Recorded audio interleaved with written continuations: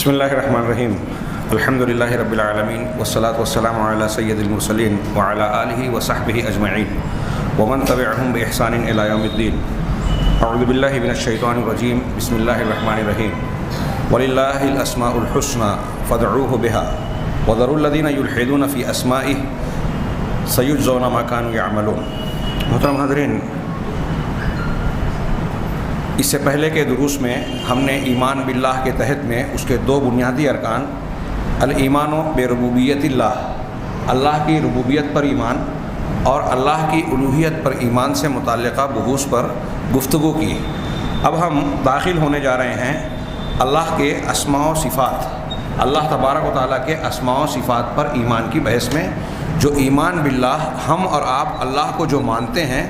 اس کے تین بنیادی ارکان میں سے ایک بنیادی رکن ہے، اور حقیقت میں یہ توحید ربوبیت کا ہی ایک حصہ ہے۔ بعض مصلحتوں کے تحت سلف نے جو کچھ گمراہ فرقوں اور اصولوں کی بنیاد پر کچھ گمراہ فرقوں نے اس میں کجروی اختیار کی، انحراف اور گمراہی اختیار کی، انکار، تعویل اور تحریف کے راستوں پر چلے گئے، اس لیے الگ سے مستقلاً اسے ایک قسم کے طور پر ذکر کیا۔ صاحب کتاب نے یہاں اس عنوان کو قائم کرتے ہوئے کہا کہ اس میں تین مطالب پر ہم بحث کریں گے۔ پہلا مطلب ہے اہل سنت والجماعت کا اللہ تبارک و تعالیٰ کے اسماء و صفات سے متعلق طریقہ۔ اس سلسلے میں اہل سنت والجماعت ہمارے ہندوستانی سماج میں، ہمارے درمیان میں جب اہل السنہ والجماعہ کہا جاتا ہے تو بہت سارے لوگ سمجھتے ہیں کہ وہ لوگ جو بریلوی ہیں اور اپنے آپ کو اہل سنت والجماعت کے نام سے موسوم کرتے ہیں وہ مراد ہیں۔ یہ اصطلاح جو ہے اگر اس کا معنی اور مفہوم دیکھا جائے تو یہ بریلوی اور خاص طور سے اہل رفض و تشیع شیعہ اس سے الگ ہو جاتے ہیں۔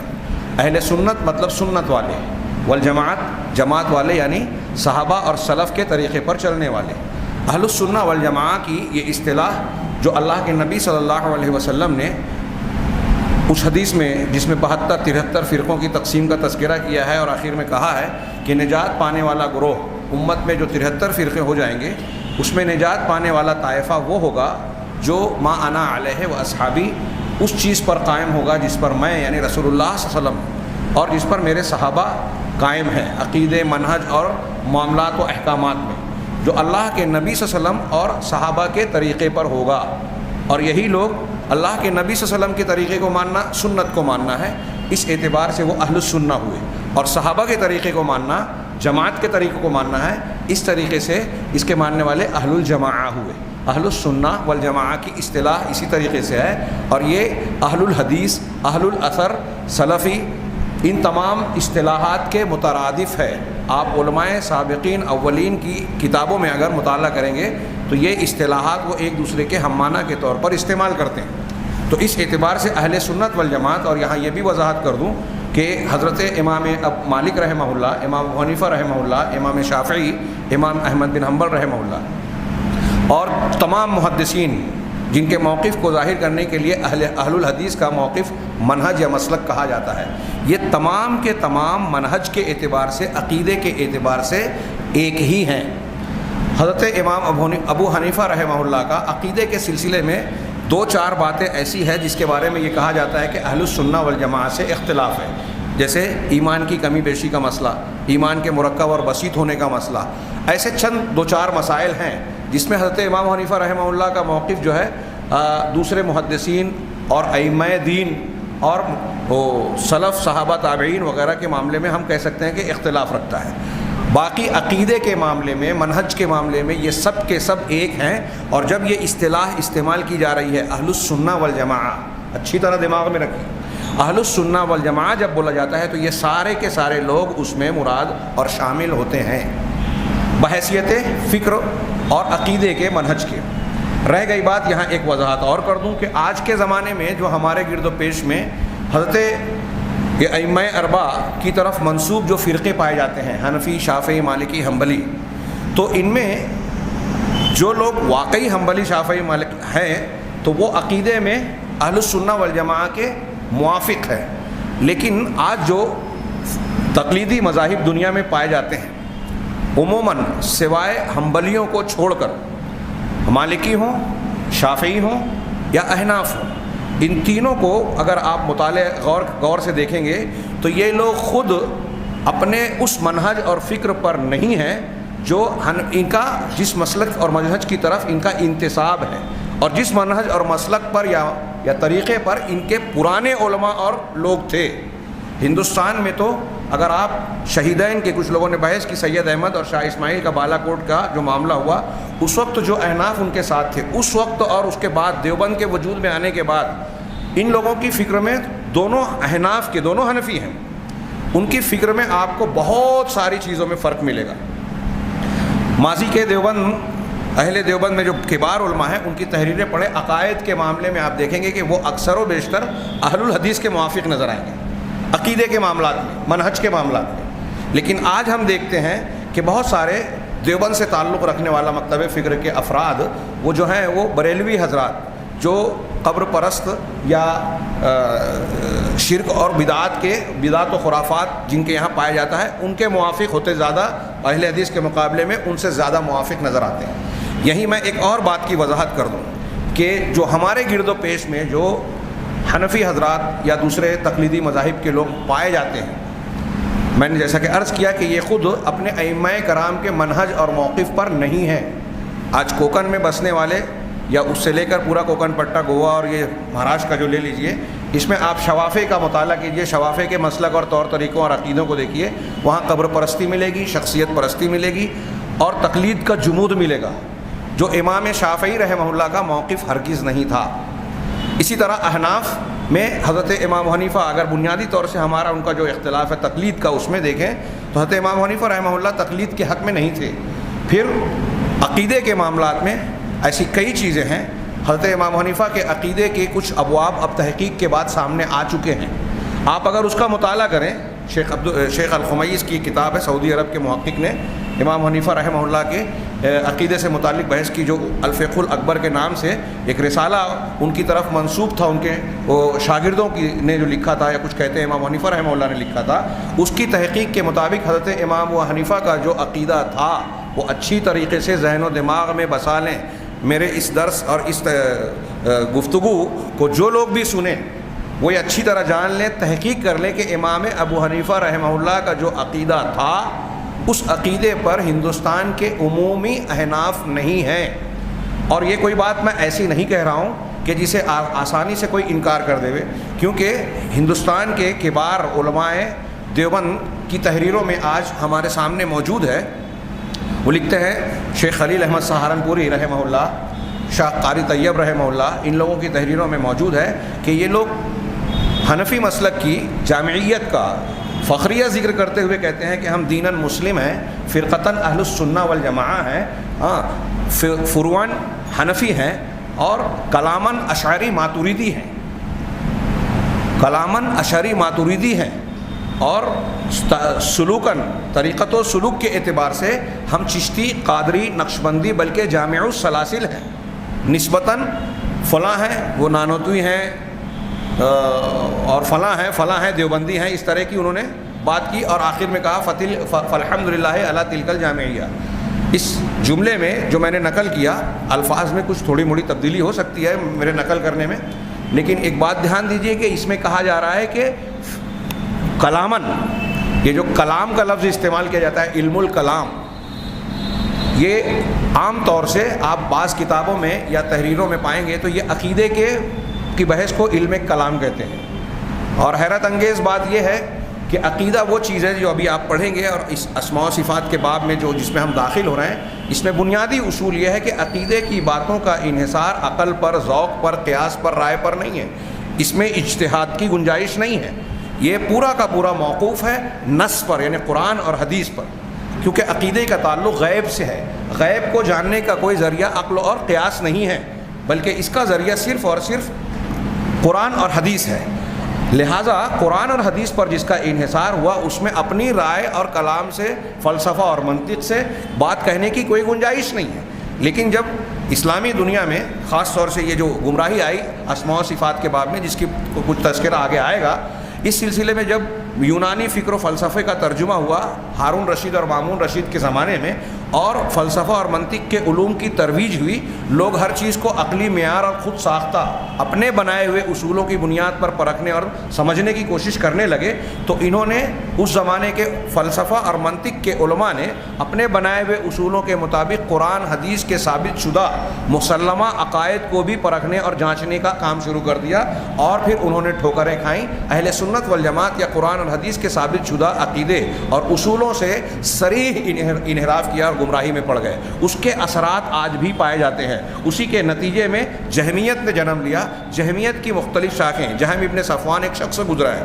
اس کا تذکرہ آگے آئے گا۔ جہم ابن صفوان کی طرف نسبت کر کے جہمیہ کہتے ہیں۔ یہ ایک آج نام سے پائے جانے والا فرقہ نہیں ہے، لیکن وہ فکر پائی جاتی ہے مختلف فرقوں کے اندر، اور میں اس وقت وہی ذکر کرنا چاہتا ہوں کہ ہمارے گرد و پیش میں جو طبقہ تقلیدی فقہ اور مذہب کا پایا جاتا ہے، اسی طرح اہل تصوف کا جو گروہ پایا جاتا ہے، اچھی طریقے سے جان لیں کہ یہ جہمیت کے اثرات سے بالکل خالی نہیں ہے، بلکہ بہت زیادہ متاثر ہے۔ عقائد کے باب میں، اور جو بات ہم پڑھنے جا رہے ہیں اس باب میں اگر آپ غور کریں گے تو ہمارے یہاں کے یہ طبقات اہل سنت والجماعت سے کم قریب ہیں، اس کے مقابلے میں جو ہے وہ جہمیت، اشعریت، ماتریدیت کے زیادہ قریب ہیں۔ اور جیسا کہ میں نے نقل کیا کہ ہمارے یہاں کے احناف فخر سے یہ بات کہتے ہیں کہ ہم کلاماً اشعری اور ماتریدی ہیں۔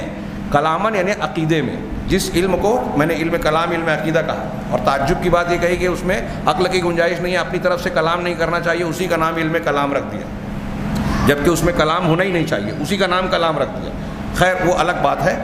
تو اس کلاماً کہہ رہے ہیں، یعنی عقیدے کے باب میں یہ خود کہہ رہے ہیں کہ اشعری ماتریدی ہے۔ اس کا مطلب کیا ہوا؟ سمپل اور سادی سی بات ہے، کوئی عالم ہمیں سمجھائے۔ اگر نہیں ہماری سمجھ میں آ رہا ہے، آپ کو ایسا لگ رہا ہے کہ ہم غلط بیانی سے کام لے رہے ہیں، کہ آپ جب یہ کہہ رہے ہیں کہ ہم فلاں مسلک اور معاملے میں اشعری اور ماتریدی مسلک پر ہیں، تو اس کا سیدھا سیدھا مطلب یہ ہوا کہ آپ اس معاملے میں حنفی مسلک پر نہیں ہیں، امام ابو حنیفہ رحمہ اللہ کے طریقے پہ نہیں ہیں۔ اگر ایک شافعی کہہ رہا ہے کہ میں اس میں اشعری ہوں، معتزلی ہوں، تو اس کا مطلب وہ یہ کہہ رہا ہے کہ میں عقیدے کے معاملے میں معتزلی ہوں، اشعری ہوں، ماتریدی ہوں، امام شافعی رحمہ اللہ کا جو عقیدہ ہے اس عقیدے کے موافق یا اس پر کاربند نہیں ہوں۔ سیدھی سمپل بات ہے۔ اور اس بات پر کچھ علماء نے تعجب کا اظہار بھی کیا۔ علامہ ابن تیمیہ رحمہ اللہ نے اس بات کو لکھا، میں سمجھانے کے لیے اس کو نقل کر رہا ہوں۔ وہ کہتے ہیں کہ بہت ہی تعجب کی بات ہوتی ہے کہ جب ایک آدمی یہ کہتا ہے کہ میں فروع میں مالکی ہوں، شافعی ہوں، حنفی ہوں۔ فروع یعنی احکامات میں، فروع کہتے ہیں عقیدے کے مقابلے میں جو احکام و مسائل ہے اس کو فروع کہتے ہیں۔ نماز کے مسائل، روزے کے مسائل، طہارت کے مسائل، دوسرے سارے مسائل یہ فروع کہلاتے ہیں، اور عقیدے کے معاملات اصول کہلاتے ہیں، بنیاد۔ فروع مانے شاخ، اصول مانے بنیادیں۔ تو امام علامہ ابن تیمیہ کہتے ہیں کہ ایک آدمی یہ جب کہتا ہے کہ میں فروع کے معاملے میں حنفی ہوں، فروع کے معاملے میں شافعی ہوں، لیکن عقیدے کے معاملے میں معتزلی ہوں، عقیدے کے معاملے میں اشعری ہوں، تو یہ بہت ہی تعجب خیز اور حیرت انگیز بات ہے۔ کیوں؟ اس لیے کہ امام ابو حنیفہ رحمہ اللہ جن کو یہ فروع میں اپنا امام بول رہا ہے، امام شافعی جن کو فروع میں یہ امام بول رہا ہے، وہ امام عقیدے میں اس کے امام کو گمراہ کہتے ہیں، بلکہ بعض حالات میں کافر کہتے ہیں۔ بہت ہی غور سے دماغ میں بسائیے۔ امام حنیفہ، امام شافعی اشعریت اور ماتریدیت کی فکر کو سراسر گمراہی کہتے ہیں، رد کرتے ہیں، اور آپ اس معاملے میں، عقیدے کے معاملے میں اس کو امام مان رہے ہو جو تمہارے فروع کے امام کی نظر میں کم از کم ہم کافر نہ کہیں فی الحال تو گمراہ کہہ لیں، گمراہ ہے، راہ راست سے بھٹکے ہوئے ہیں۔ اور تم جس کو عقیدے میں اپنا امام مان رہے ہو، اشعریت کی بنیاد پر، ماتریدیت کی اور معتزلہ کی بنیاد پر، تمہارا یہاں کا امام تمہارے فروع کے امام کو، یعنی امام حنیفہ، امام شافعی، امام مالک کو گمراہ کہہ رہا ہے کہ ان کا عقیدہ غلط ہے، ہمارا عقیدہ صحیح ہے، ان کا غلط ہے۔ وہ عقیدے میں ان کو غلط کہہ رہے ہیں، یہ ان کو غلط کہہ رہے ہیں، اور آپ دونوں کو امام مان رہے ہو، دونوں درست ہیں۔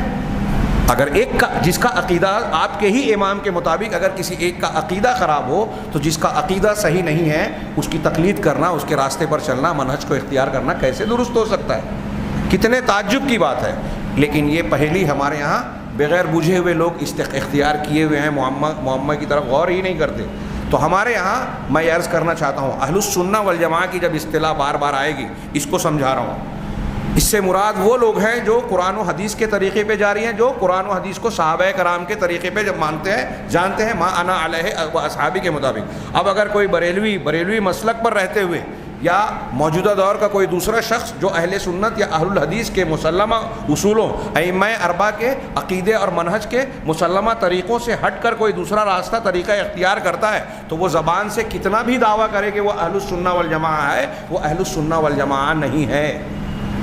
اہل الحدیث نہیں ہے، وہ اپنے امام کے ائمہ کے طریقے پہ نہیں ہے۔ ہندوستان میں آج یہ بہت بڑی مصیبت ہے، اور حیرت کی بات یہ ہے کہ اتنی بنیادی چیز کو لوگ زیر بحث نہیں لاتے یا سمجھنا نہیں چاہتے، اور اگر کبھی یہ بحث چھڑتی ہے تو لان تان اور ایک دوسرے کو گمراہ کہنے کے بعد اس کی بساط کو لپیٹ دیا جاتا ہے۔ عام آدمی اس کو سمجھتا ہے کہ ہماری سمجھ سے پرے ہے، باہر ہے، یا اس کو ناقابل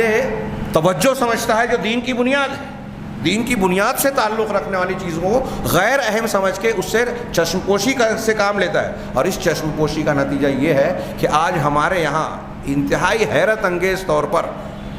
ایسی چیزیں اہل سنت والجماعت جو اپنے آپ کو بول رہے ہیں، وہ ایسی چیزیں مانتے ہیں جس کا اگر آپ علماء سلف کی کتابوں کو سامنے رکھ کر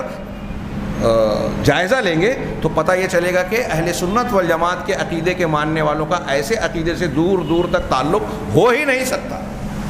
جیسے میں اکثر کہا کرتا ہوں اور پھر سے دہراؤں کہ وحدت الوجود کا عقیدہ جو ہندوانہ عقیدہ ہے، اس کو ہمارے یہاں آج کی تاریخ میں بقول بعض علماء کے دنیا میں جتنے تصوف کے سلسلے آج پائے جاتے ہیں، دنیا میں کہہ رہا ہوں، اور یہ میں کہہ نہیں رہا ہوں، نقل کر رہا ہوں، شیخ عبدالرحمن عبدالخالق کی کتاب اٹھا کے دیکھیے، صوفیہ سے متعلق موٹی کتاب ہے عربی میں، تو انہوں نے کہا کہ دنیا میں آج جتنے بھی تصوف کے سلسلے پائے جاتے ہیں، چشتی، قادری، نقشبندی، سہروردی، رفاعی، یہ جتنے سلسلے ہیں، ہر سلسلہ وحدت الوجود، اتحاد اور حلول کے عقیدے کو مانتا ہے، چاہے وہ چھپائیں، جھوٹ بولیں، لیکن ان کے سلسلے میں ایک مسلمہ عقیدے اور فکر کے طور پر یہ عقیدہ پایا جاتا ہے۔ اور جو یہ عقیدہ رکھتا ہے، اللہ کے گھر میں یہ بات اچھی طرح ذہن نشین کر لیں کہ یہ وحدت الوجود اور تصوف کے نام پہ جو آج ہمارے ہاں بہت ساری گمراہی پھیل رہی ہے، اور وحدت الوجود کو لوگ سمجھتے نہیں ہیں، اور یہ سوچ کر ہمارے یہاں ایک بڑا طبقہ کہ ہمارے اتنے بڑے بڑے بزرگان دین اور پیران فلاں اور فلاں اس کو مانتے تھے، تو یہ غلط کیسے ہو سکتا ہے؟ یہ دلیل نہیں ہے، یہ کفار و مشرکین کی روش ہے۔ انبیاء کے سامنے جو کہتے تھے کہ ہمارے باپ دادا کرتے ہیں تو ہم کیسے چھوڑ دیں؟ ان کی فکر اور عقیدہ الگ رہا ہو، باپ دادا کا یہاں الگ رہا ہو، لیکن طریقہ دونوں کا ایک ہے کہ وہ بھی اس کو دلیل مان رہے ہیں، آپ بھی اس کو دلیل مان رہے ہیں۔ دلیل یہ نہیں ہے، دلیل کیا ہے؟ قرآن و حدیث ہے، اس کو معیار بنائیے اور اس کی بنیاد پر پرکھیے۔ کوئی کتنا بھی کیسا بھی آدمی ہو، اگر دلیل کے موافق ہے تو سر آنکھوں پر، دلیل کے مخالف ہے تو اللہ کے نبی صلی اللہ علیہ وسلم نے کہا کہ اگر حدیث رسول کو چھوڑ کر آپ یہ غیرے اور چھوٹے موٹوں کی بات چھوڑیے، پیغمبر کی بات، حضرت موسیٰ کی بات بھی مان لی تو گمراہ ہو جاؤ گے۔ اللہ کے نبی صلی اللہ علیہ وسلم کی بات کو چھوڑ کر صاف حدیثیں موجود ہیں، تو پھر فلاں اور فلاں بزرگوں کی بات اور کیا بے ساتھ ہے؟ لیکن اب آپ اٹھائیے، بازار میں نے اس سے پہلے تذکرہ کیا، وہاں شیخ امداد اللہ مہاجر مکی جو دیوبند کے کبار علماء اور بریلویوں کے کبار علماء کے پیر صاحب ہیں، ان کے ملفوظات، ان کی مستفادات جو ہیں آج یا لکھی ہوئی چیزیں کتابوں میں موجود ہے، بازار میں مل رہی ہے۔ امداد المشتاق نام کی ایک کتاب ہے، آپ کو مل جائے گی، ان کی تحریر ہے، پھر مولانا اشرف علی تھانوی کی تشریح ہے، پھر اس کے بعد حسن فاروقی یہ کون ہے، جامعہ ملیہ کے استاد سے، ان کی مزید تشریح میں نے خود پڑھی ہے، کافی حصہ، اس میں صرف ایک جگہ کا میں ذکر کروں۔ وہ کہتے ہیں، کسی نے ان سے پوچھا کہ وحدت الوجود کے عقیدے کے بارے میں آپ کیا کہتے ہیں؟ امداد اللہ مہاجر مکی صاحب جو بڑے بڑے علماء کے پیر صاحب ہیں، میں نے ذکر کیا، وہ کہتے ہیں، جواب ان کا اس میں منقول ہے اس کتاب کے اندر، اور میں کہہ رہا ہوں بازار میں موجود ہے، کوئی اپنی طرف سے نہیں کہہ رہا ہوں۔ وہ کہتے ہیں کہ یہ عقیدہ برحق ہے، صحیح ہے، وحدت الوجود کے عقیدے کو، اور میں نے اس سے پہلے کہا اور اب پھر کہہ رہا ہوں، بار بار کہہ رہا ہوں کہ وحدت الوجود سے بڑا شرک دنیا میں نہیں ہے۔ یہ شنکر آچاریہ ہندو مذہب کے بہت بڑے پیشوا، اس کا عقیدہ تھا، اپنشد کی تعلیم کی تشریح اس نے اسی کے مطابق کی ہے۔ تو انہوں نے کہا، امداد اللہ مہاجر صاحب کہہ رہے ہیں کہ وحدت الوجود کا عقیدہ حق ہے، لیکن عارفین بھی اسے سمجھ نہیں پاتے تو عوام کو کیا سمجھا پائیں گے؟ اس پر مزید بحث آگے آئے گی انشاءاللہ۔ یہاں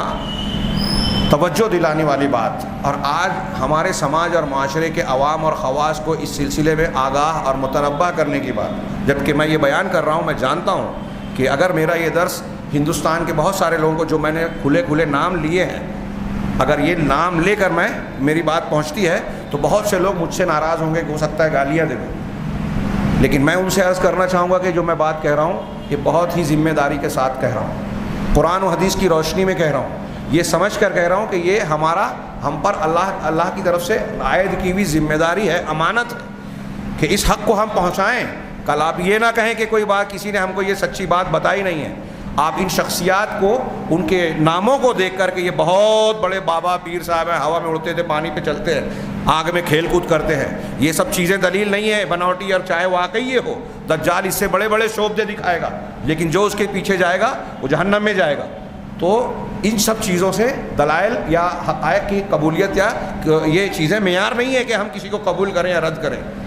معیار ہے قرآن و حدیث۔ اور اس سلسلے میں، عقیدے کے سلسلے میں انسان کو سب سے زیادہ محتاط رہنے کی ضرورت ہے۔ اور میں اس بات کے آغاز سے پہلے اہل سنت والجماعت کے معنی کی صرف تشریح کرتے ہوئے یہ بتانا چاہ رہا ہوں کہ آج بہت سارے لوگ، ایک بڑا طبقہ، چھوٹی موٹی تعداد نہیں ہے، مرد اور خواتین کا، تصوف کے راستے سے کہیے یا تقلیدی مذاہب کے تعلق سے کہیے، اگر صرف آمین، رفع الیدین اور یہ ان چیزوں کا معاملہ ہوتا تو ہمیں کچھ گنجائش نظر آتی یہ فروعی مسائل میں، لیکن اگر عقیدے کے معاملے میں خرابی ہے، میرے بھائی اور بہنوں جو باتیں سن رہے ہیں میری، جہاں تک بات پہنچے میری، اگر عقیدے کے معاملے میں آپ کی خرابی ہے، توحید آپ کی بگڑ گئی اور اس پر آپ مر گئے، تو یہ دنیا کے کسی بھی مولوی مفتی سے پوچھ لیجئے، قرآن کی آیتوں کا ترجمہ خود پڑھ لیجئے کہ کبھی جہنم سے آدمی نہیں نکلے گا اگر شرک پر مر گیا، کفر پر مر گیا۔ اور میں یہ کہہ رہا ہوں کہ وحدت الوجود کا وہ عقیدہ جو تصوف کے نام سے، اسلام کے نام سے لوگوں میں پھیلایا جا رہا ہے، وہ شرک ہے، کفر ہے، اللہ تبارک و تعالیٰ کی شان میں انتہائی خطرناک قسم کی گستاخی ہے، وہ آگے ہم بتائیں گے۔ تو میں عرض کرنا چاہتا ہوں کہ اہل السنہ والجماعہ جب کہا جائے تو اس سے وہ عقیدہ مراد ہے جو اللہ کے نبی صلی اللہ علیہ وسلم کا، صحابہ کا، تابعین کا اور عام محدثین، جمہور محدثین کا اور ائمہ دین کا جو موقف، منہج اور طریقہ اور عقیدہ رہا ہے، اس کو ماننے والے لوگ اہل السنہ والجماعہ ہیں، وہی اہل الحدیث ہیں، وہی اہل الاثر ہیں، وہی سلفی ہیں۔ نام سے آپ کو اعتراض ہو، ٹھیک ہے، نام ہٹا دیجئے، لیکن اہل حق وہی ہے۔ اصطلاحاً ان کو یہ نام نہیں ہے، لقب ہے، پہچان ہے، صفت ہے، تو اہل سنت والجماعت انہی کو کہا جا رہا ہے۔ تو پہلا اسماء و صفات کے باب میں پہلی بحث یہ کہہ رہے ہیں کہ ہم اس پر کریں گے کہ اہل السنہ والجماعہ کا اللہ تبارک و تعالیٰ کی اسماء و صفات کے بارے میں کیا طریقہ کار ہے، ہم جانیں۔ اب یہ طریقہ جب ہم جان جائیں تو اس کا مطلب یہ کہ ان سے ہٹنے والا اہل السنہ والجماعہ کے طریقے سے ہٹا ہوا ہے، اور جب آپ یہ پڑھیں گے تفصیل سے تھوڑا تو معلوم ہوگا کہ ہمارے یہاں بہت سارے مسلمان ایسے ہیں جو اہل سنت والجماعت کے طریقے سے اللہ تعالیٰ کے اسماء و صفات کے باب میں ہٹے ہوئے ہیں۔ دوسرا مطلب جو ہے وہ ہے کہ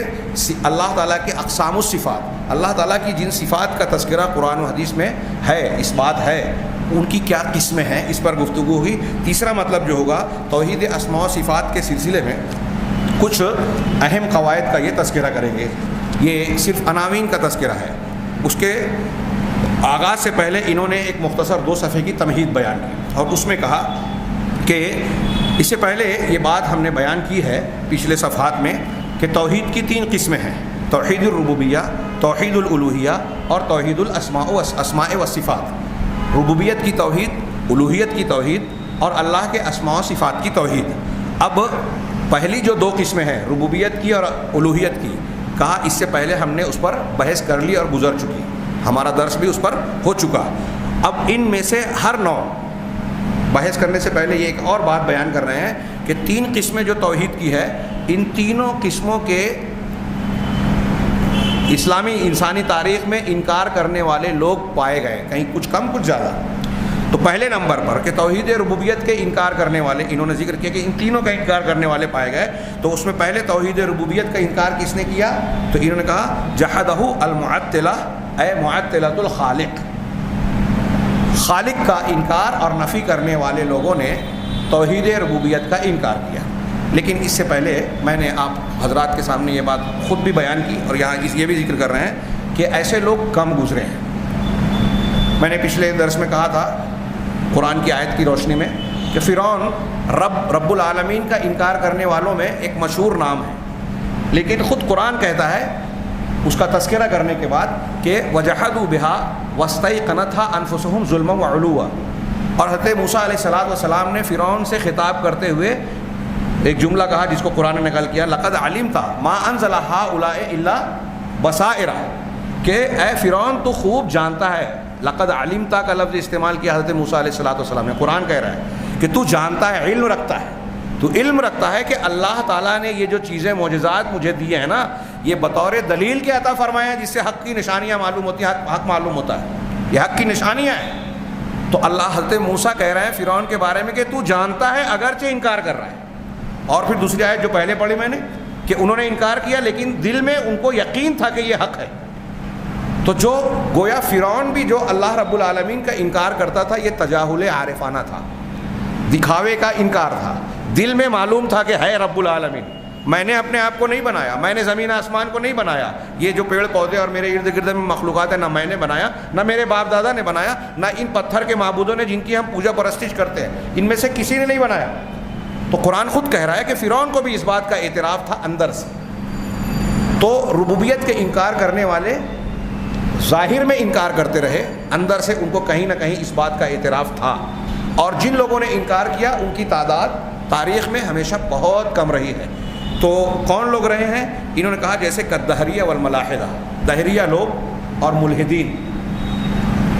ایسے کچھ لوگ گزرے ہیں جو اس کائنات کے خالق و مالک کا انکار کرتے رہے۔ میں نے اس سے پہلے ایک ذکر کیا تھا کہ ایک مناظرہ ہوا، ایک عالم نے کہا کہ وہ کشتی والی بات، میرے پاس کوئی سادھن نہیں تھا، خود بخود درخت ہوگا، کٹ گیا، کشتی بن گئی، میں پانی میں آ گئی، میں اس پہ بیٹھا اور آ گیا، مذاق اڑایا، جو خدا کا منکر تھا، اللہ کا خالق کا منکر تھا،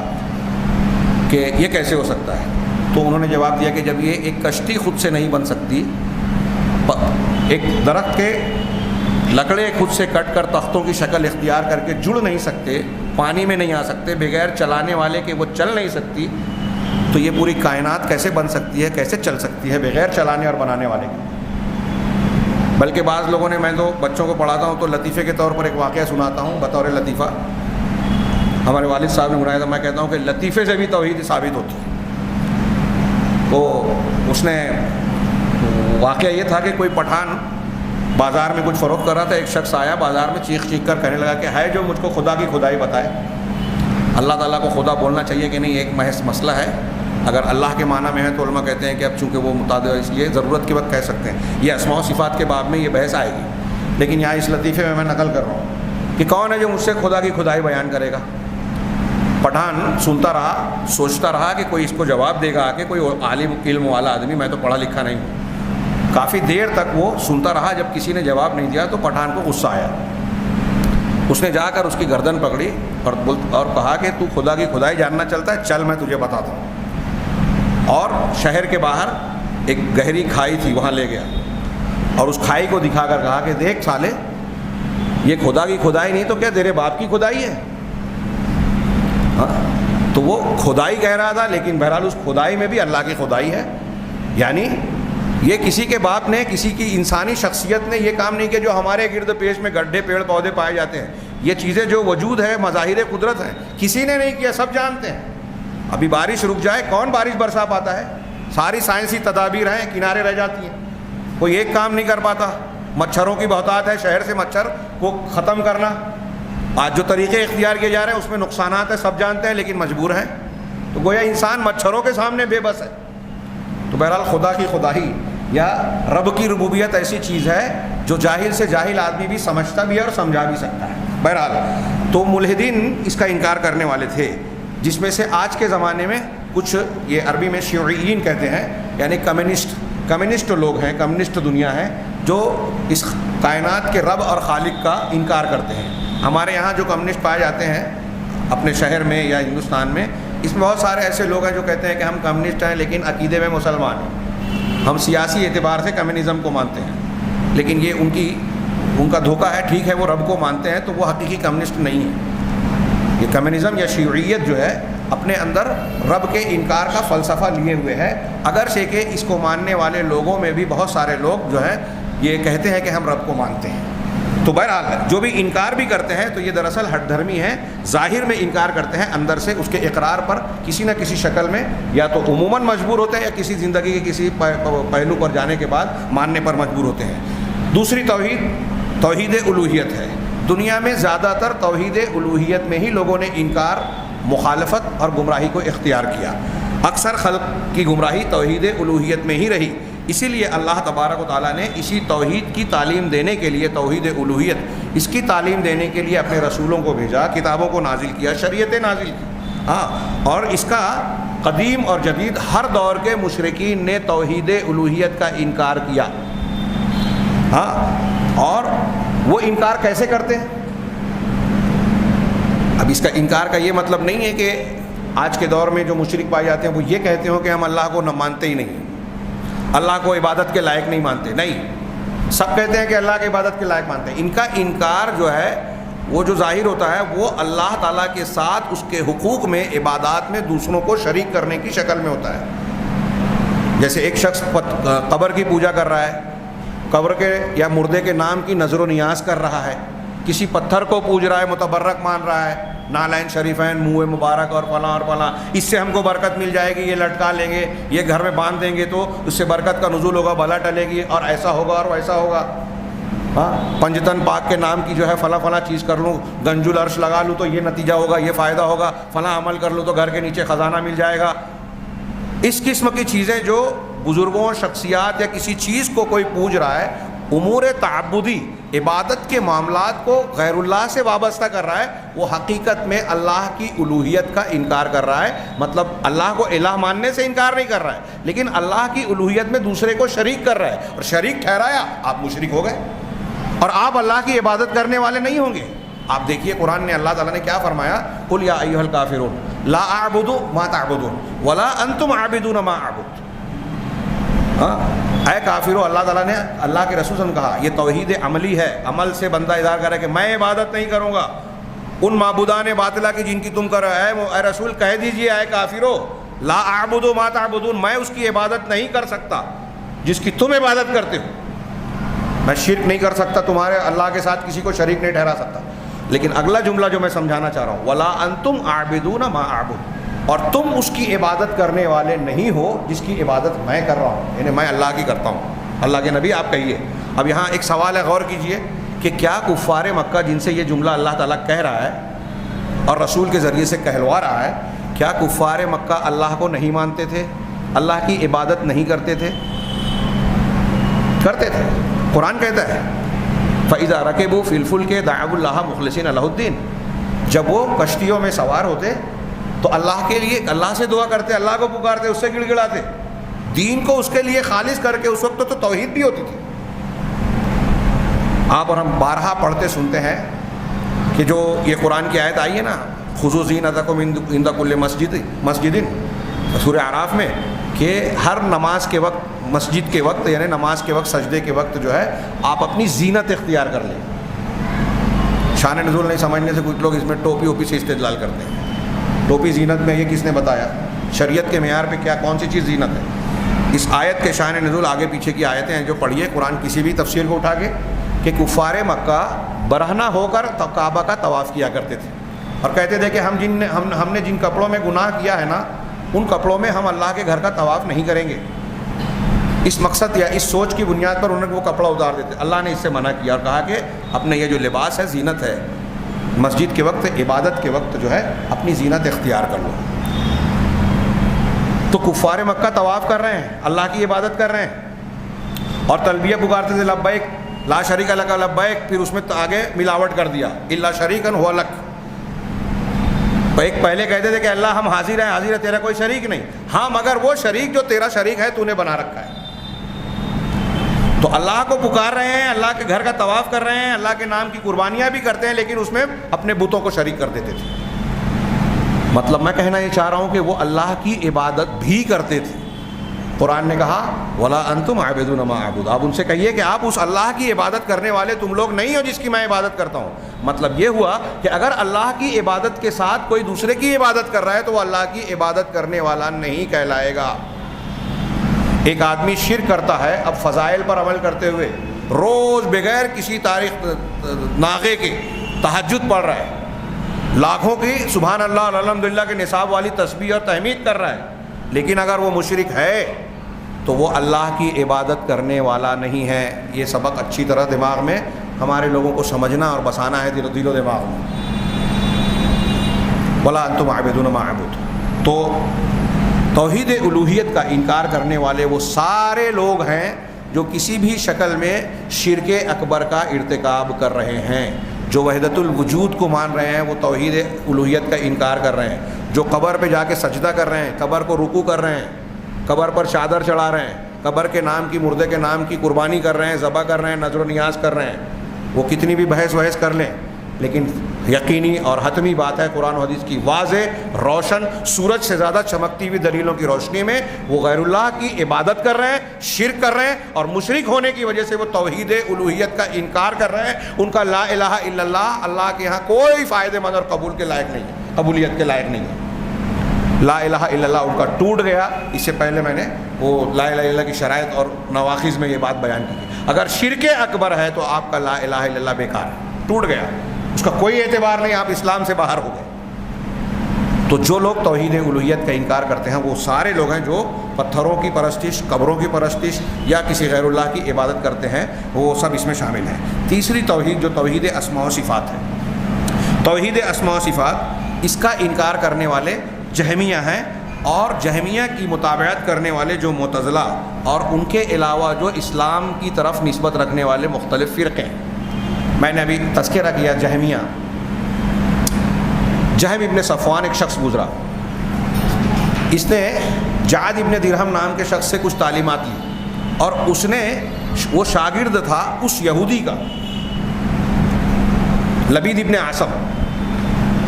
جس کے بارے میں بخاری اور مسلم کی حدیث میں ہے کہ نبی کریم صلی اللہ علیہ وسلم پر جادو کیا تھا، آپ کے بال کٹوا کے، بال منگوا کے ایک پتلے میں باندھ کے 11 گانٹھ لگائے تھے، جو آج کچھ حدیثوں کا انکار کرنے والے عقلانی لوگوں کو کھٹکتی اور انکار کرنے کی کوشش کرتے ہیں، بالکل صحیح ثابت روایت ہے۔ تو اس لبید بن عاصم یہودی نے جو رسول اللہ صلی اللہ علیہ وسلم کو مار ڈالنے کے مقصد سے، قتل کرنے کے مقصد سے جادو کیا تھا، اس کا شاگرد تھا یہ جعد ابن درہم، اس کا شاگرد تھا یہ جہم ابن صفوان۔ تو اس جہمیہ کی طرف اس نے اللہ تبارک و تعالیٰ کے اسماء و صفات کا انکار کیا، اور پھر اس کے شاگردوں نے، اس کے ماننے والوں نے اس کا انکار کیا۔ جہم ابن صفوان نے کلی طور سے انکار کیا، اللہ تعالیٰ کے تمام اسماء و صفات کا انکار کیا۔ جب لوگوں نے اس کا رد کیا اور کہا کہ یہ تو کسی طریقے سے قابل قبول ہے ہی نہیں، فطرت بھی اس کو قبول نہیں کرتی۔ آپ تھوڑی دیر کے لیے سوچئے، اگر میں آپ سے کہوں کہ ایک ایسا جانور یا ایسا وجود ہے جو نہ لمبا ہے، نہ ناٹا ہے، نہ خوبصورت ہے، نہ بدصورت ہے، نہ زندہ ہے، نہ مردہ ہے، نہ گیلا ہے، نہ سوکھا ہے، ہاں، نہ عرض ہے، نہ جوہر ہے، ہاں، نہ ایسا ہے، نہ ایسا ہے، نہ ایسا ہے، نہ ایسا ہے، اگر میں ایسا کروں تو بتاؤ کیسا ہے؟ آپ کے ذہن و دماغ میں کوئی چیز ایسی آئے گی جس کی کوئی صفت ہی نہ ہو؟ اگر کوئی ایسی چیز جو وجود میں ہے نہیں، تب بھی آپ کے ذہن و دماغ میں، جیسے ہمارے یہاں بہت سارے لوگ کہانیاں لکھتے ہیں بچوں کی، پری کے بارے میں، دیوی دیوتا کے ناموں پر، اور ایسے خیالی موجودات کے نام پر، تو کوئی خیالی وجود بھی اگر پیش کیا جاتا ہے تو اس کی کچھ صفات بناتے ہیں۔ آپ نے شیر دیکھا ہے، کسی نے اگر شیر نہیں دیکھا اور وہ کہے کہ میں نے شیر نہیں دیکھا، شیر کیسا ہوتا ہے، تو اب آپ اس کو سمجھانے کے لیے کہیں گے کہ وہ بلی ہوتی ہے نا، آپ بلی کو دیکھیں، کہاں، کہا بلی سے تھوڑا اتنا گنا بڑا ہوتا ہے، بلی کے ایسے ایسے رنگ ہوتے ہیں، لیکن شیر کا یہ رنگ ہوتا ہے،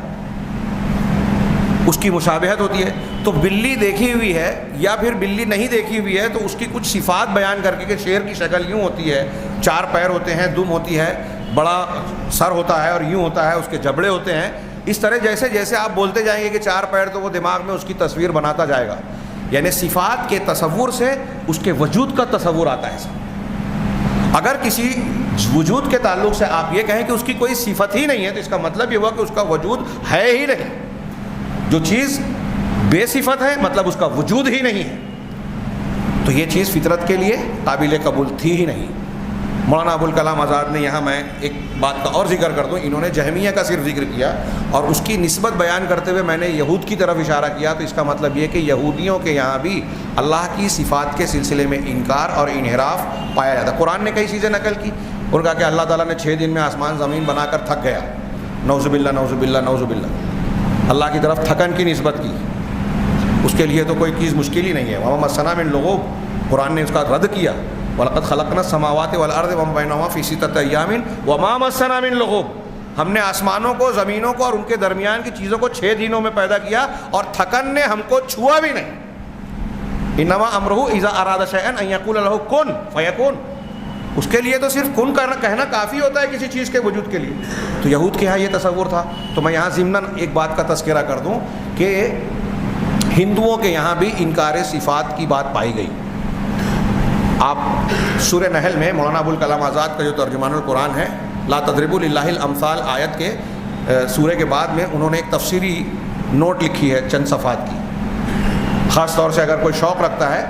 تو اللہ کے اسماء و صفات سے متعلق تو اس کا مطالعہ کرنا چاہیے، لمبا چوڑا نہیں ہے۔ کلک والا جو کمپوز والا ہے نا پرانا، وہ 5-6 صفحہ ہے، آج اس کو کتابت میں لکھیں گے تو بمشکل 2.5 صفحہ ہوگا۔ تو مولانا ابوالکلام آزاد نے اس میں بیان کیا کہ ہندوؤں میں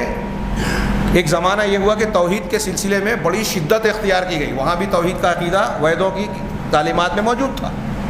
تو شدت اختیار کی۔ تو ان کے مذہبی پیشواؤں نے یہ کہا کہ پرماتما،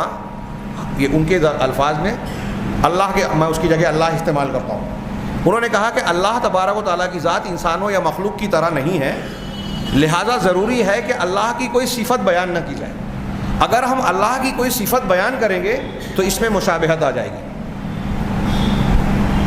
اس لیے اللہ کے بارے میں کہا جائے کہ وہ بے صفت ہے۔ مولانا آزاد کہتے ہیں کہ اس میں انہوں نے اتنا غلو اور شدت اختیار کی کہ انہوں نے یہاں تک پابندی لگا دی کہ اللہ کے لیے وہ کہنا بھی جائز نہیں ہے۔ وہ کھانا کھاتا تھا، وہ جو بولتے ہیں نا ضمیر، ہم کسی کے لیے وہ کا لفظ وہ اور یہ، تو اللہ کے لیے وہ کا لفظ بھی استعمال کرنا جائز نہیں ہے، ہندوؤں نے کہا، ہندو پنڈتوں نے۔ کیوں؟ اس لیے کہ مولانا آزاد کے بقول کہ انہوں نے کہا کہ اگر ہم اللہ کے لیے وہ کا لفظ بھی استعمال کریں گے تو اس میں تشخص کا شائبہ آ جائے گا، شخصیت کا تصور اور صفت کا تصور آ جائے گا، اور ایک قسم کی مشابہت آ جائے گی، اور وہ کسی کی طرح نہیں، اس کا کوئی آکار نہیں ہے۔ لہذا تشبیہ سے بچنے کے لیے انہوں نے کہا کہ وہ بھی کہنا جائز نہیں، اس کی کوئی صفت نہیں۔ لیکن مولانا آزاد نے آگے لکھا کہ یہ چیز انسانوں کے قبول کرنے کے لیے غیر فطری ہے، انسان کی فطرت ہے، ہماری اور آپ کی فطرت ہے۔ اس سے اسماء و صفات کی اہمیت پر بھی توجہ دیجیے کہ کیوں یہ ضروری ہے۔ مولانا آزاد یہ لکھ رہے ہیں اور دوسرے علماء نے بھی لکھا کہ انسانی فطرت ہے کہ جب اس کو یہ بتایا جائے کہ تمہارا پروردگار ہے، مالک ہے، خالق ہے، تو وہ یہ جاننا چاہے گا کہ میرا پروردگار کیسا ہے۔ اگر آپ اس کو یہ کہو گے کہ پروردگار ہے لیکن نہ وہ ایسا ہے، نہ وہ ایسا ہے، نہ وہ ایسا ہے، تو وہ یہ قبول نہیں کرے گا، اس کا دماغ وہ جاننا چاہے گا کہ اس کی کچھ صفات، اس کی خوبیاں، اس کا کمال ہمیں معلوم ہو، تبھی اس کے دل کو اطمینان ہوگا، رب کی معرفت اسی سے حاصل ہوگی، اس کی عظمت و کبریائی کا سکہ دل میں اسی سے بیٹھے گا۔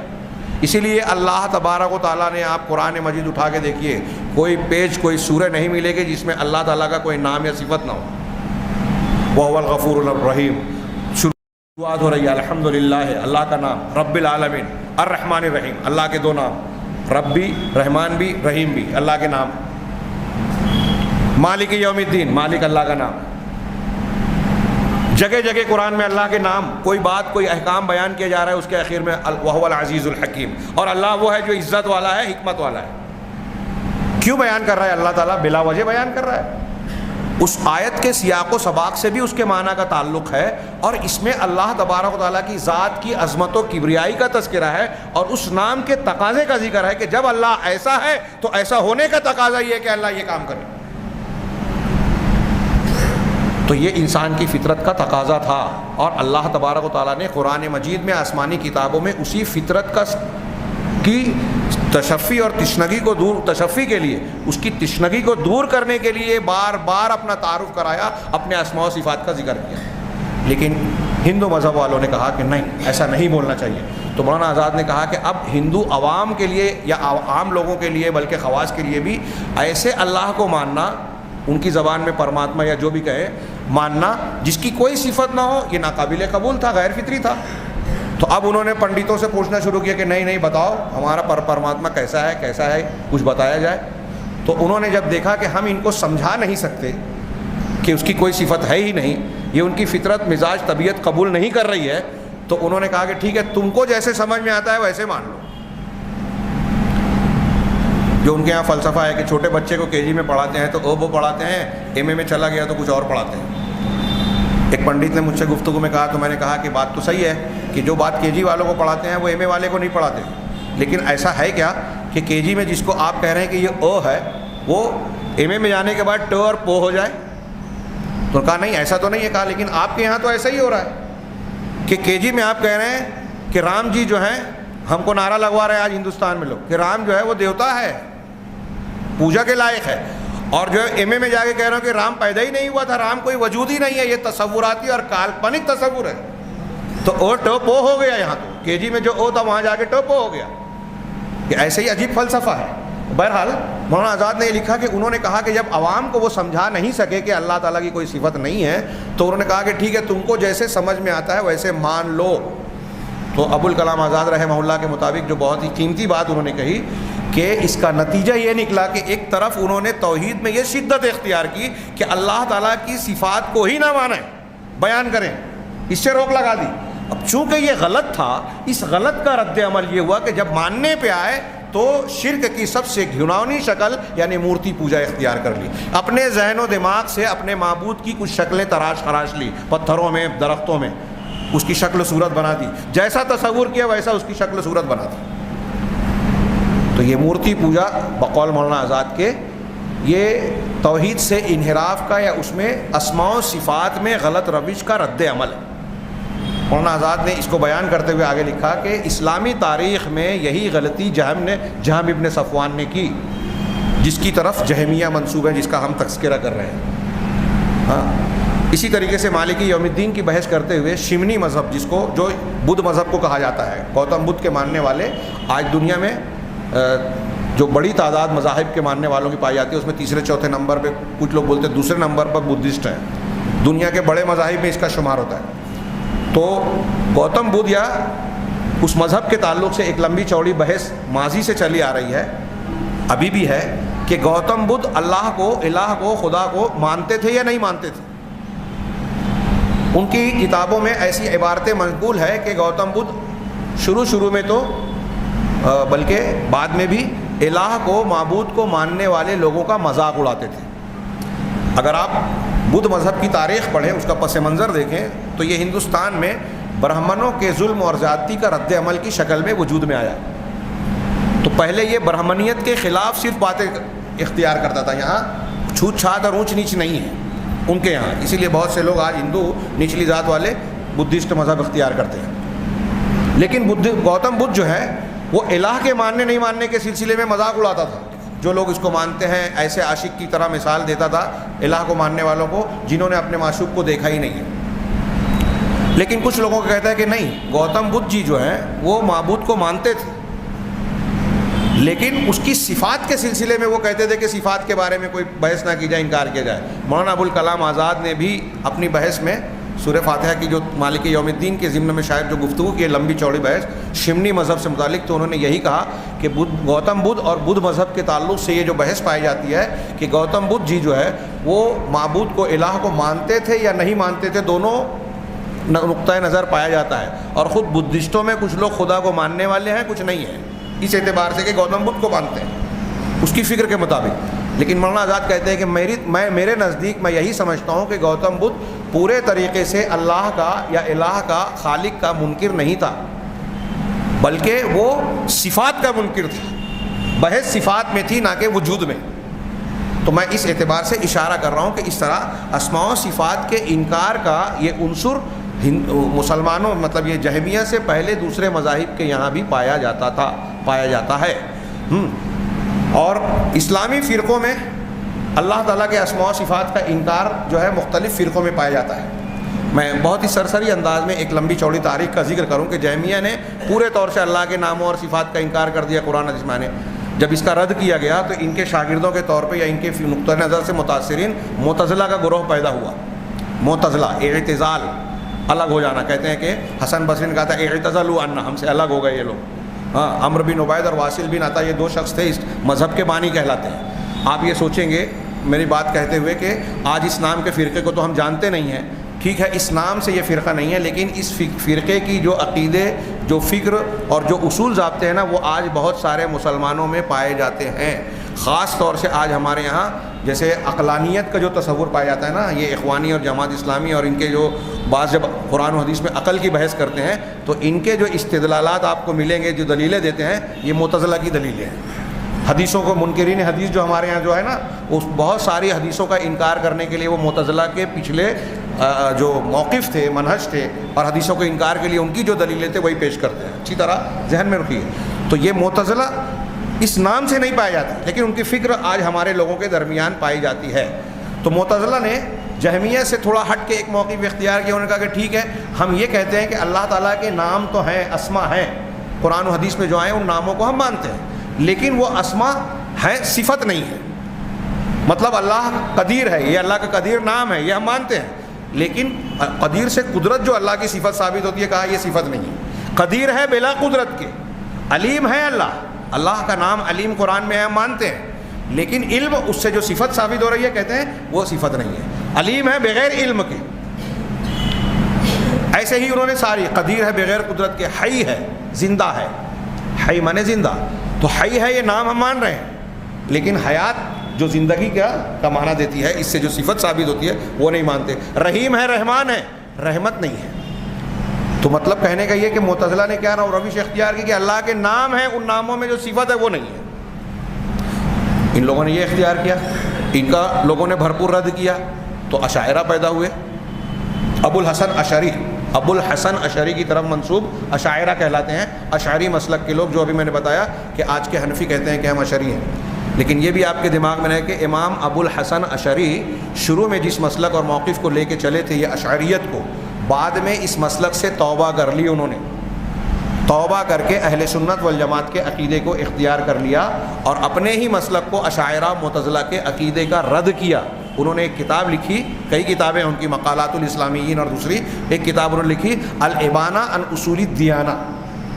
الابانہ آج پائی جاتی ہے، لیکن اشاعرہ کہتے ہیں کہ یہ جھوٹ ہے، کسی اہل سنت کے عالم نے لکھ کر امام ابو الحسن اشعری کی طرف منسوب کر دیا. تو اس کا بھی لوگوں نے جواب دیا کہ یہ دلائل و شواہد سے ثابت ہے کہ یہ امام ابو الحسن کی ہی کتاب ہے جو توبہ کرنے کے بعد انہوں نے لکھی. اور پوری کتاب میں انہوں نے عقیدے سے متعلق الگ الگ عناوین، جتنے بھی عقیدے کے ابواب اور مسائل ہیں، اس کا عناوین قائم کر کے اس میں اہل سنت والجماعت کا جو عقیدہ ہے وہ پیش کیا، اس پر قرآن حدیث کی دلیلیں دی، اور جو لوگ منحرف ہیں ان کا رد کیا. شاندار کتاب ہے اور بہت مفصل نہیں ہے، بہت شارٹ میں اختصار کے ساتھ انہوں نے چیزیں بیان کی ہیں. تو ابو الحسن اشعری کی طرف جو ان کی پرانی فکر تھی، اس کی طرف جو عقیدے کی نسبت ہے، اس کو اشعریت کہتے ہیں. ان لوگوں کا منہج، مطلب کیا، مقصد کیا ہے؟ یہ کہتے ہیں کہ اللہ تبارک و تعالیٰ کی 7 صفات علمیہ ہیں. صفات علمیہ، کیونکہ یہ فطرت کا تقاضا ہے کہ ان کو مانا جائے. ہم کہتے ہیں کہ اللہ ہے، تو وجود ایک صفت ہوئی. اب وجود ہونے کے لیے زندہ رہنا ضروری ہے، تو زندگی یعنی حیات ایک صفت ہوئی. زندہ رہنا ہے تو قدرت بھی ہونا چاہیے کہ اس نے پیدا کیا، یہ کیا، وہ کیا، تو قدرت ایک صفت ہوئی. اب جو وجود ہے، قدرت ہے، تو قدرت کے لیے ضروری ہے کہ دیکھنا اور سننا ہوگا، تبھی تو قدرت کہلائے گی. اس لیے سمع اور بصر ہے. ارادہ ہے کہ وہ کام کرنے کے لیے ارادہ کرنا پڑے گا. تو اس طریقے سے انہوں نے 7 صفات، اللہ تبارک و تعالیٰ کی ان 7 صفات علمیہ کو مانا. باقی جتنی صفات اور اسماء قرآن و حدیث میں آئی ہیں، سب کی تعویل کر کے اس 7 میں شامل مانتے ہیں. جیسے اللہ کا ہاتھ ہے، قرآن و حدیث میں کہتے ہیں، ہم مانتے ہیں. کیسے ہے ہم نہیں جانتے، قرآن اور حدیث نے کہا ہے، ہم مانتے ہیں کہ ہے، جیسے اس کی عظمت و جلال کے لائق ہے ویسے ہے. اب یہ معتزلہ یا یہ کیا نام ہے، اشاعرہ کیا کہتے ہیں؟ ہاتھ کا معنی ہاتھ نہیں ہے، بلکہ ہاتھ سے مراد قدرت ہے. تو یہ 7 کو جو مان رہے ہیں نا، میں ایک مثال دیا ہوں کہ دوسری صفات کو کھینچ تان کے انہی 7 میں فٹ کر دیتے ہیں، ان کا انکار یا تعویل کرتے ہیں. یہ اشاعرہ پیدا ہوئے ہیں. ایسے اور بھی کئی گمراہ فرقے درجہ بدرجہ پیدا ہوئے جنہوں نے الگ الگ انداز میں اللہ تبارک و تعالیٰ کے قرآن و حدیث میں آئے ہوئے اسماء حسنہ اور صفات علیہ کا یا تو انکار کیا یا اس میں تحریف کی اور اس میں مختلف قسم کی گمراہیوں کا شکار ہوئے۔ اب ہم یہ دیکھیں گے کہ اللہ تعالیٰ کے اسماء و صفات کی توحید سے مراد کیا ہے۔ یہ جو ہم بحث کرنے جا رہے ہیں کہ توحید اسماء اور صفات، آج صرف تعریف اور تعارف پڑھ لیتے ہیں، بقیہ بحث جو انہوں نے کی ہے تمہید کے بعد وہ انشاءاللہ آئندہ دروس میں پیش کروں گا۔ تو پہلے انہوں نے کہا کہ اللہ تعالیٰ کے اسماء و صفات کی توحید سے مطلب کیا ہے، تو اس کی تعریف کی گویا توحید اسماء و صفات کسے کہتے ہیں۔ ہم جب کہہ رہے ہیں کہ ہم توحید اسماء و صفات مانتے ہیں تو کیا مطلب ہے اس کا، تو کہا اثبات ما اثبتہ اللہ تعالی لنفسہ او اثبتہ لہ رسولہ صلی اللہ علیہ وسلم من صفات الکلام، صفات الکمال۔ اللہ تبارک و تعالیٰ نے خود اپنی ذات کے لیے جس چیز کو ثابت کیا ہے، صفات میں سے اسماء میں سے خود اللہ نے اپنے لیے جو ثابت کیا ہے قرآن میں، ثابت مانا ہے ٹھہرایا ہے، اور یا اللہ کے لیے اللہ کے رسول صلی اللہ علیہ وسلم نے جن چیزوں کو ثابت کیا ہے کہ اللہ ایسا ہے، اللہ کا یہ نام ہے، اللہ احد ہے، اللہ صمد ہے، اللہ حی ہے، ستیر ہے، تو جو اللہ نے اور رسول نے جو ثابت کیا ہے اس کو ہم ثابت مانیں۔ اور وَنَفْيُ مَا نَفَاهُ اللَّهُ تَعَالَىٰ عَن نَفْسِهِ أَوْ نَفَاهُ عَنْهُ رَسُولُهُ صلی اللہ علیہ وسلم من صفات الکمال، جو کمال کی صفات یعنی خوبیاں اللہ نے اپنے لیے اور رسول نے اللہ کے لیے ثابت کی ہے اس کو ثابت ماننا، اور جو صفات نقص ہیں، خامی اور عیب کی صفات جن کو اللہ تعالیٰ نے جس کی اپنی ذات سے نفی کی ہے کہ اللہ ایسا نہیں ہے، اللہ ظلم نہیں کرتا، اللہ بھولتا نہیں ہے، ایسی جن چیزوں کی نفی کی ہے نقص اور عیوب کی، اور اللہ کے رسول صلی اللہ علیہ وسلم نے جن چیزوں کی اللہ کی ذات سے نفی کی ہے ان کی نفی کرنا۔ اللہ تعالیٰ کے اس قول کے مطابق لیس کمثلہ شیء وہو السمیع البصیر، اللہ کے جیسا کوئی نہیں، دو جملہ ہے اس میں، اس آیت میں سورہ شورى کی، یہ اہل سنت والجماعت کی، یہ قرآن کی جو آیت میں نے ابھی پڑھی یہ اہل سنت والجماعت کے اسماء و صفات کے بارے میں دستور کہلاتی ہے۔ یہ آیت پہلا ٹکڑا اللہ کے جیسا کوئی نہیں، دوسرا ٹکڑا وہو السمیع البصیر، وہ سننے والا اور دیکھنے والا ہے۔ اگر دونوں میں سے صرف ایک ٹکڑے کو لے تو آدمی گمراہ ہو جائے، کافر ہو جائے۔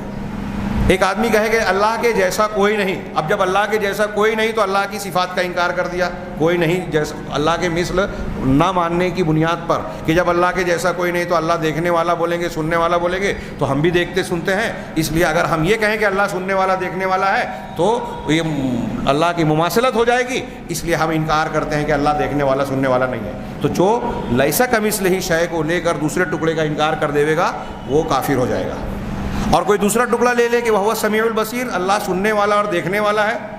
اس کو مان کر پہلے جملے کا رد کر دے وے۔ مثلا یہ کہے کوئی کہ اللہ سنتا ہے دیکھتا ہے، کیسے؟ جیسے ہم سنتے ہیں اور دیکھتے ہیں، تو وہ لیس کمثلہ شیء کی انکار کر رہا ہے۔ سننے والا اور دیکھنے والا ہے لیکن اس کے جیسا کوئی نہیں، یعنی ایک کمال ہے۔ ابھی یہ کیسے، اس آیت کی تشریح اور تفسیر بہت ہی مفید، بہت ہی دلچسپ اور ہمارے اور آپ کے کام آنے والی ہے۔ انشاءاللہ آگے جو ہم تفصیلات پڑھیں گے اس میں یہ آیت پھر سے آئے گی، اور وہاں یہ بیان کریں گے کئی طریقوں سے کہ قرآن بھی، حدیث بھی، انسان کی حس بھی، فطرت بھی، عقل بھی، ہر چیز یہ کہتی ہے کہ اللہ تعالیٰ کی جو صفات ہیں وہ مخلوق کی طرح نہیں ہو سکتی۔ یہ انشاءاللہ تفصیل آگے۔ تو یہاں اللہ کی توحید اسماء و صفات کیا ہے کہ اللہ کے ناموں اور صفات کو ماننا، کمال کی صفات کو جو قرآن و حدیث میں ہے جیسے ہے ویسے ماننا، اس آیت کی روشنی میں ماننا، اور جن خامیوں کی نفی کی گئی ہے ان خامیوں کا رد کرنا جو قرآن و حدیث میں جس کا رد کیا گیا ہے، نفی کی گئی ہے کہ اللہ ایسا نہیں ہے، اللہ تعالیٰ کے اس فرمان کی روشنی میں اس کے طریقے پر۔ اب آگے ایک دو بات انہوں نے اور اسی سلسلے کی کہی ہے، میں سرسری طور سے اس کا تذکرہ کر کے درس کو ختم کرتا ہوں کہ ایک بات یہ بات جان لینا چاہیے، یہ اصولی بات ہے کہ اللہ کے نام اور صفات کا معاملہ غیب سے تعلق رکھتا ہے۔ اللہ کے ناموں اور صفات کا تعلق غیب سے ہے، اس میں عقل نہیں چلے گی،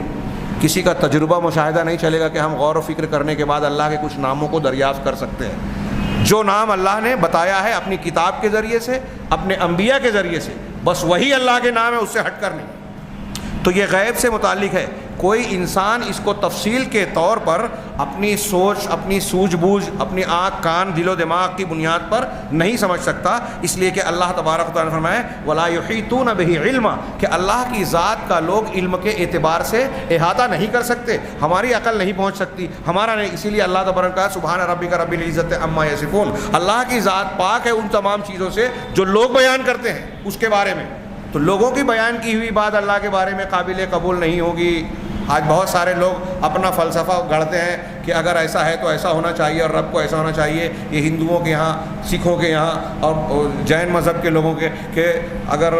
میں نے ایک جینی پنڈت عالم سے پوچھا کہ آپ لوگ تیاگ دیتے ہیں، کیوں تیاگ دیتے ہیں؟ پیدا کرنے والے نے تو ہمارے لیے پیدا کیا نا، کھانے پینے کی چیزیں، پہننے کی چیزیں، اب آپ چھوڑتے کیوں ہیں؟ تو کہا اگر آپ کسی کے گھر میں مہمان بن کے جائیں، یہ وہ جواب دے رہا ہے، ہاں، اب اگر مہمان کی حیثیت سے اور میزبان سے آپ بولیں کہ میں یہ بھی کھاؤں گا، میں یہ بھی کھاؤں گا، میں یہ بھی کھاؤں گا، تو میزبان کو کیسا لگے گا؟ برا لگے گا نا۔ تو آپ کیا کرتے ہیں کہ وہ کھانے کے لیے پیش کرتا ہے آپ کو کہ یہ کھائیے، یہ پیجیے، تو آپ مہمان بولتا ہے کہ نہیں نہیں نہیں مجھے نہیں چاہیے، تکلف کرتا ہے۔ جب مہمان ایسا بولتا ہے نہیں چاہیے تو میزبان دینا چاہتا ہے، لیکن اگر مہمان بولنے لگے کہ نہیں مجھے یہ بھی چاہیے، یہ بھی چاہیے، تو میزبان اب اس کو بھگانا چاہے گا۔ تو کہا ایسا ہی ہے اللہ تعالیٰ کی دنیا ہے۔ وہ جین عالم مجھ سے کہہ رہا ہے اس نے ہم کو یہ سب کچھ دیا ہے، اب ہم اگر یہ کہہ رہے ہیں یہ بھی چاہیے، یہ بھی چاہیے، یہ بھی چاہیے، تو ہم گویا مہمان ہو کے کہہ رہے ہیں کہ مجھے یہ چاہیے، اور وہ میزبان برا مان جائے گا۔ تو یہ اس طرح کے گھٹیا سوچ جو عقلی بنیادوں پر اللہ تبارک و تعالیٰ کے اوپر فٹ کر کے انسانوں کے معیار پر سمجھنے کی کوشش کرتے ہیں اللہ کی ذات کو، تو ظاہر سی بات ہے کہ ٹھوکر کھائیں گے۔ تو اللہ تبارک و تعالیٰ کی ذات کا احاطہ ہم اپنے علم کے مطابق نہیں کریں گے، بلکہ یہ غیب سے متعلق ہے تو ہم اللہ سے پوچھیں گے کہ اللہ تیری ذات کے متعلق تو ہی بتا سکتا ہے، اور وہ کیسے بتائے گا؟ رسول کے ذریعے اور قرآن کتاب کے ذریعے۔ لہذا کسی انسانی عقل کے لیے یہ ممکن نہیں ہے کہ قرآن و حدیث کی دلیلوں سے ہٹ کر آزاد طور پر، مستقل طور پر اپنی عقل پر انحصار کرتے ہوئے، اپنی عقل و فکر پر انحصار کرتے، اپنی رائے، ذوق، اجتہاد کی بنیاد پر رب العالمین یا اللہ کی صفات اور اسما کے بارے میں کوئی بات کہے۔ یہ اچھی طرح یہ اہل سنت والجماعت کا ایک مستقل اصول ہے کہ عقیدہ غیب سے متعلق رکھتا ہے، اس کا انحصار کتاب و سنت کی بنیاد پر ہے، یہ توقیفی ہے، عقل، رائے، اجتہاد اس میں نہیں چل سکتا۔ تو کہہ رہے ہیں کہ لہذا انسانی بشر کے لیے نہیں ہے کہ وہ اللہ تبارک و تعالیٰ کی اس بات اور نفی سے متعلق اسماء اور صفات کے بارے میں تفصیلی معرفت اپنی عقل کی بنیاد پر حاصل کر سکے، یہ کوئی ممکن نہیں ہے۔ لیکن جو شخص ایسا کچھ بھی کرے گا تو وہ صراط مستقیم سے بھٹک جائے گا، اور دنیا کی تاریخ میں، اسلامی تاریخ میں جن لوگوں نے بھی عقل کی بنیاد پر اللہ کے اسماء و صفات کو سمجھنا، حل کرنا، بیان کرنا، نفی یا اس بات کرنے کی کوشش کی، وہ ٹھوکر کھائے اور گمراہی کا شکار ہو گئے۔ لہذا ہر بندے پر یہ واجب ہے کہ وہ اللہ تبارک و اس باب میں، اللہ تعالیٰ کے ناموں اور صفات کے باب میں اللہ تعالیٰ کے کلام اور اس کے رسول کے کلام پر توقف کرے، یہی ٹھہر جائے، اس سے آگے نہ بڑھے۔ بس وہ تمام چیزیں، ان تمام نصوص پر، قرآن و حدیث کی دلیلوں پر ایمان لائے جو اللہ تعالیٰ کے اسماء و صفات سے متعلق اس بات کرتی ہیں، جو کہتی ہیں کہ یہ اللہ ایسا ہے، اس کو مان لے ہوئے، اور جس کی نفی کرتی ہے، اللہ اور رسول نے جس کی نفی کی، اس نفی کو قبول کر لے ہوئے، اپنے ذہن و دماغ سے ایسا نہ کریں۔ ابھی اس کو ذہن میں رکھ کے دیکھیے کہ ہمارے یہاں بھی بعض مرتبہ اللہ کے بارے میں ہم لوگ کچھ جملے ایسے بولتے ہیں جو قرآن و حدیث میں نہیں ہیں۔ میں صرف ایک چھوٹی سی مثال دوں، آگے تفصیل بحث آئے گی، کہ ہمارے یہاں کچھ لوگ کہتے ہیں کہ اللہ اوپر بیٹھا ہوا ہے نا، آسمان پہ بیٹھا ہے نا، اللہ تعالیٰ سوچتا ہوگا۔ یہ ہمارے بہت سے لوگ، ہم لوگ بھی بول دیتے، غور نہیں کرتے ہم کیا بول رہے ہیں۔ اللہ تعالیٰ سوچتا ہوگا،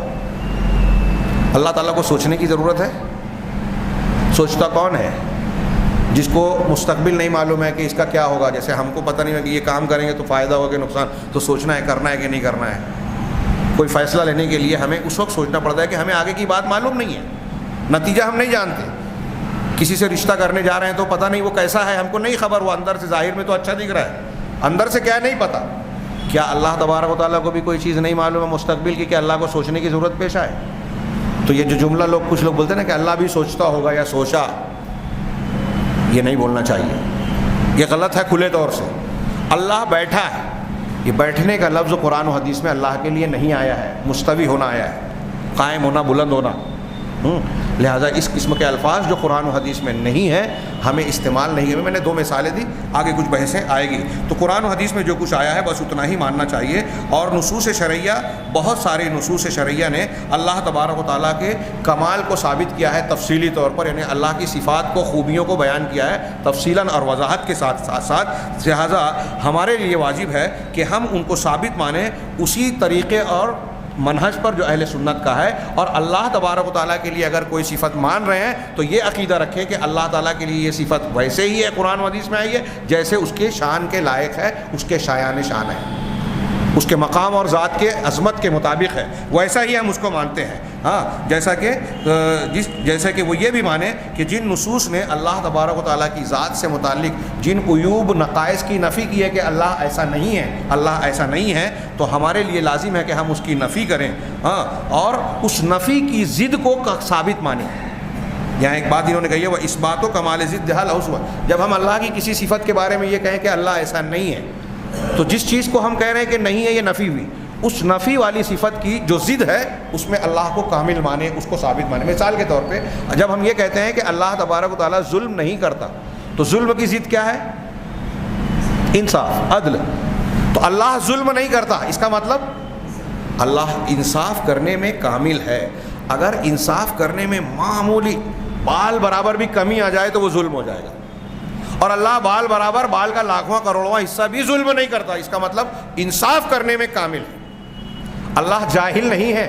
اللہ عاجز نہیں ہے. عاجز نہیں ہے جب ہم نے کہا مطلب اس کی ضد ہے قدرت رکھنا, قدرت رکھتا ہے, یعنی کائنات کی کوئی چیز جو چیز ہے وہ اللہ کی قدرت سے باہر نہیں ہے. جب ہم یہ کہتے ہیں کہ اللہ عاجز نہیں ہے تو یہ کہہ رہے ہیں کہ اللہ کی قدرت میں ساری چیزیں شامل ہیں. جب ہم یہ کہتے ہیں کہ اللہ جاہل نہیں ہے, بھولنے والا نہیں ہے, اس سے کوئی چیز چھپ نہیں سکتی, اس کا مطلب ہم یہ کہہ رہے ہیں کہ اللہ کا علم کامل ہے.